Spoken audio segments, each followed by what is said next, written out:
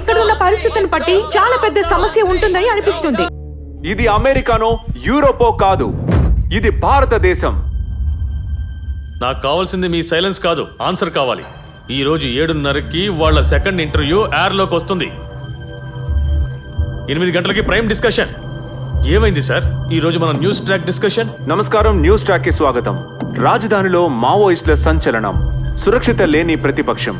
అతని స్థానంలో నేనుంటే నేను ఇలాగ మాట్లాడతాను. డబ్బు పెట్టిన వాడు లాభాలు ఎదురు చూస్తాడు. ఈ రోజు టీవీలో వచ్చే న్యూసే రేపు పత్రికలో వస్తుంది. ఇది బెడ్ జర్నలిజం కాలం. ఫస్ట్ నేరాల్ని చూపించాలి, తర్వాతే కారణాలు చూపించాలి. ఇలా పబ్లిక్ గా వచ్చి కూర్చుని ఇలా అసహ్యంగా మాట్లాడుతున్నారు. మీకు మీరు మనసులో అనుకుంటూ ఉండొచ్చు, నేనే ఈ ఛానల్ కి మహేష్ బాబుని, అల్లు అర్జున్ని అని. చంద్రప్రకాష్, నీ ప్రకాశం మొత్తం పోయింది. మీరు తక్కువ అంచనా వేయకండి. నాకు రాజకీయాలంటే పెద్దగా ఇంట్రెస్ట్ లేదు.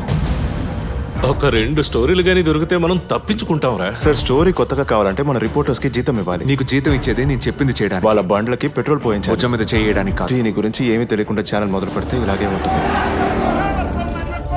చెప్తే చెప్పనివ్వు. ఒక దాంట్లో తండ్రి చనిపోయాడు అని చెప్తారు, ఇంకో ఛానల్లో తల్లి చనిపోయింది అని చెప్తారు. ఛానల్ వాళ్ళు ఎప్పుడు అంతేగా. I want dirt. సిపి ఏదేమైనా అతనికి ఎథిక్స్ అంటూ లేవు కదా. మేము ఎథిక్స్ తో పనిచేయడానికి మాక్సిమం ట్రై చేస్తూనే ఉన్నాం మేడం. ప్రజలు ఒక రోజు ఖచ్చితంగా నిజం తెలుసుకుంటారు. ఇది నిజమే, 50% నిజమే. నాకు ఒక హెల్ప్ చేయండి. Provoke him.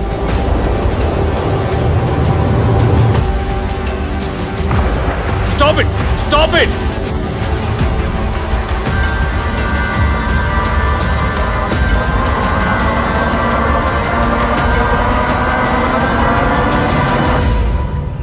ఎంటి Vasudeva Naidu, KG Shankaradeva Pillai, P Govinda Pillai, MP Narayana Pillai, Thakazhi Shivshankar Pillai. అర్థమైందా? అన్నట్టు వీళ్ళందరూ ఏ జాతీయ పార్టీకి చెందిన వాళ్ళు?